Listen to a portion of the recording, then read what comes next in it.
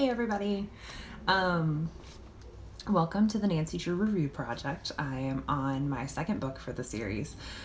I originally mentioned and had planned to read through them, chronological is not the right word, but in the order they were published. So kind of 1 through 64. As it turns out, I'm not going to do that even remotely close to it all. So my second book in the series is the Sapphire mystery. This is actually book 45 if you were going in the publication or chronological order or whatever you want to call it. So there is a huge difference between the last book I read, which was this little guy here. Hang on. The Bungalow Mystery. Bungalow Mystery was the first one I reviewed. You can find that video here on my YouTube channel, or you can also find the blog entry on my blog Book Style. This published in 1930. The Sapphire Mystery, which we're talking about today, published in 1968. So you've got some differences there in the culture that the book was written into. They're all written by Carolyn Keene, which means that they're all written by a variety of ghostwriters. Carolyn Keene is not a person that writes these. And as you read through the series, you will notice that certain ones, regardless of the year they were originally written or published in, depending on who that writer is, which Carolyn Keene you're getting, there's going to be differences in how they treat Nancy and how they treat her as a character, how much independence they give her, how much maturity they give her. But definitely when you're looking at the later part of the series, these books are just naturally going to have kind of more maturity because women in 1930 that are 18, which is what I always assume she is, 18, 19, somewhere in there, are going to be treated differently than women, an 18, 19-year-old woman in 1968. This book, unlike The Bungalow Mystery, does feature the more well-known cast of characters, if you will. So we've got Nancy, her father, Carson Drew, who is a lawyer, widower. You've got her housekeeper, Hannah Gruen. Gets mentioned. She doesn't have a lot of play in this book. You've also got her Aunt Eloise. Is it Eloise? The one I'm reading now features her quite prominently. You think I could remember her name better. But you also have Aunt Eloise. She and Hannah just get a passing mention when Nancy's buying souvenirs for them on this trip she takes. Her dad doesn't play a huge role, but he is the impetus behind her getting involved in the case, which you will find to be quite often what's going on with some of these mysteries she's solving. You also have Bess and George. They are Nancy's best friends. Bess is typically considered her best friend, and then George is Bess's cousin. So that's where you get the connection there. Those are her two girlfriends, and then you've got her boyfriend, Ned. Ned can be really secondary in some books, but he can also be kind of the source of the mysteries, much like her father is in other books. And in this one, he does play a huge part. So you have Ned, as well as Ned's friends and fellow Emerson college students, Dave and Bert. And of course, because these books are these books, and they're Nancy Drew, and they're quaint, and they're feel good, and they're a little bit conservative, the couples all pair off together. So you've got Nancy and Ned. They both start with N. You've got Bess and Dave, and then you've got George and Bert. I'm glad they didn't stick with Bess and Bert. That just doesn't sound right to me. But Ned is actually important to this book because without him, she wouldn't be going on this trip she's going on, because clearly 18-year-old women don't just travel the globe without a reason. Sarcasm. So Ned and Bert and Dave are involved in some course. They listed off 3 programs that I don't think have a ton to do with each other that we're all allowed to go on this trip with Emerson, a trip to Africa, and the guys are all allowed to bring a friend with them. So of course all the lady friends come along.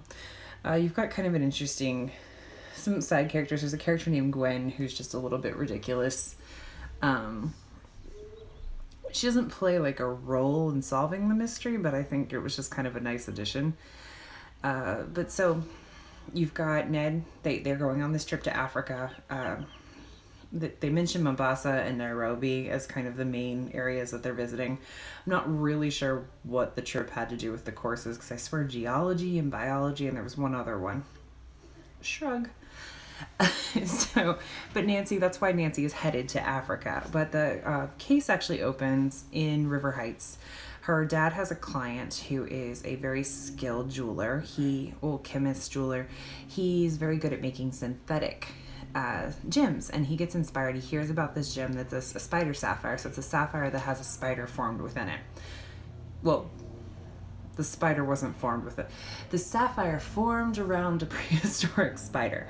The prehistoric part is kind of interesting because he makes a synthetic gem that also has a spider inside of it. Apparently it's very good. It's very well done, but his spider is going to be a modern day spider. So according to the book, the difference is that ancient spiders would not have spinnerets where a modern one would.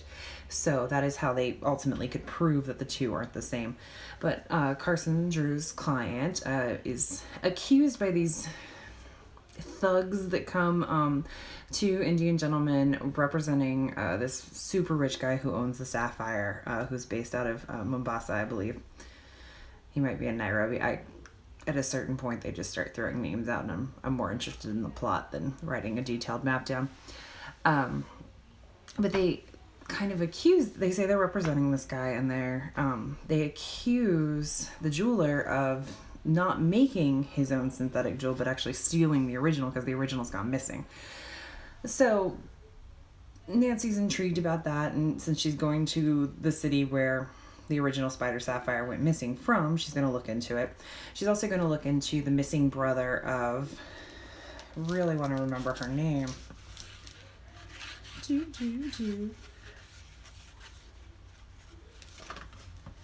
I'm not going to find it. I felt like this book had really good pacing. Sometimes the Nancy Drew ones feel like there are a lot of build-up and then all the action happens at the very end. This has a lot of action scattered throughout it, which is really fun. I will say this book is, if you want someone who wants to kind of pick up a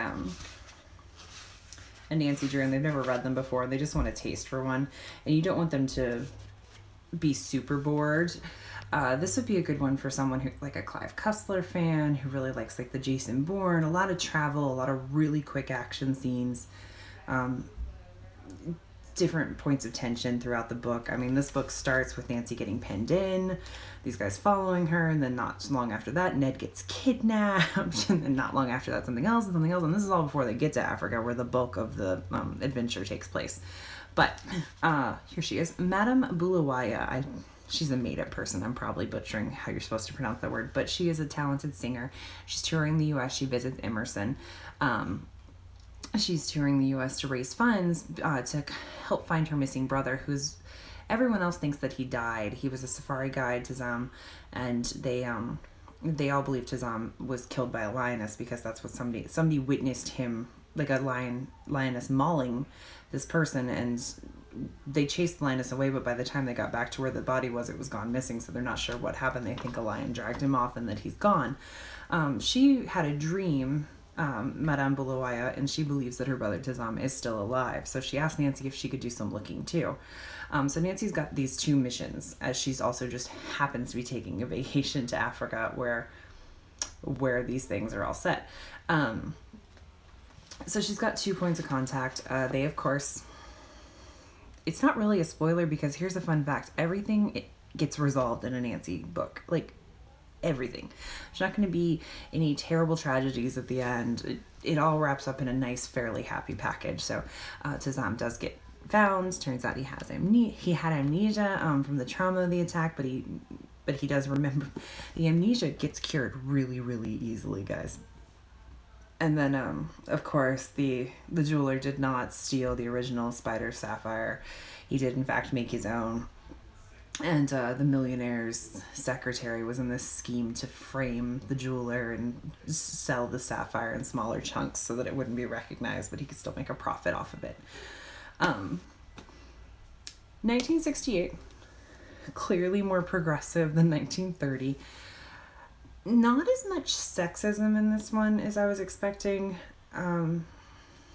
The one I'm currently reading does have some more blatant sexism in it. This one, more racism than I wanted to encounter. I didn't remember the sexism or the racism from when I was a kid. I don't know if you could hear my sister's dog barking just then, but that was Con, if you did.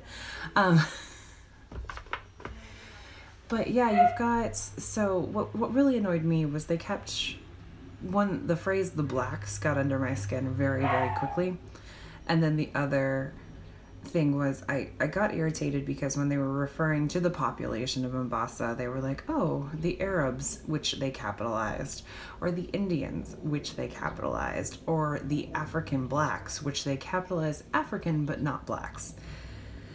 And there were times when they pointed out that like a kid or a man or woman was black, where I felt like it was completely unnecessary to the narrative. I would assume if someone is in Africa that they're black. I feel like maybe you should point out if they're white, not the other way around. But yeah, they're things I didn't notice as a kid. Part of it was probably self-censoring and just glossing over. I was more interested in the story. The other part of it is, I mean, I grew up in white, middle-class, conservative suburbs. Race and sexism did not affect my life a lot when I was a kid. It's something that I've become aware of and look for more as an adult. And so it's just interesting to go back and read these and kind of see what they are. There was one phrase in here, and God help me if I can find it quickly for you guys. I'm so prepared for these videos, aren't I? Oh, wait, that's the chapter titled Swahili Joe. Okay, that's too far. So Nancy, Ned, Bess, George, Bert, Dave, they go out to try to find Sazam. They're following a clue. They encounter a tribe that's out hunting a lioness that has been attacking village children. And of course, they invite them back after they kind of discover that Sazam actually went to the village and that they helped him recover and all this. But when she met Madame Buluaya and heard her concert, she taught Nancy how to sing this one song that was very pretty, that Nancy thought was a lovely melody. So Nancy knows the words to this song that the tribe is singing, and she sings along with it, and they're all very impressed. And I'll just read you this passage. At the end, the natives were enthusiastic. They beat on the drums, stamped on the ground, and shouted their applause. Nancy bowed several times, then sat down with her friends. That was great, Ned praised her. I expect they will make you a princess of this tribe. Nancy's eyes twinkled. And have me become one of the chief's wives? And then she became serious. She knew that while tribal customs were kept, the men, women, and children were becoming more civilized and educated all the time, and polygamy was fast becoming a thing of the past. I got a little stuck on that passage because, one, I get what the writer was trying to be. Like, don't assume they're savages, because they're not, I think, was the message there, trying to get people to be more open-minded. But it perpetuates some stereotypes. One, that they're becoming more civilized, which really what that means is they're becoming more Western. Yeah, so you encounter little phrases like that, and that are just part of Nancy Drew, because they're not written today. If that was written today, you guys would be watching a video of me burning the book in effigy. But yeah, I'm 2 books in so far, 62 to go. And like I said, I'm already into my 3rd one. I need to go to the library, pick up some more. But I'm enjoying it. I hope you guys are enjoying the videos too. And drop comments below if you've got anything, if you've got a favorite you want me to do a book style for, or if you've got a favorite you want me to read next or do sooner, or if you want to discuss the dated racism present in Nancy Drew's, if you remembered it or not. Yeah, let's chat. All right. Thanks, guys.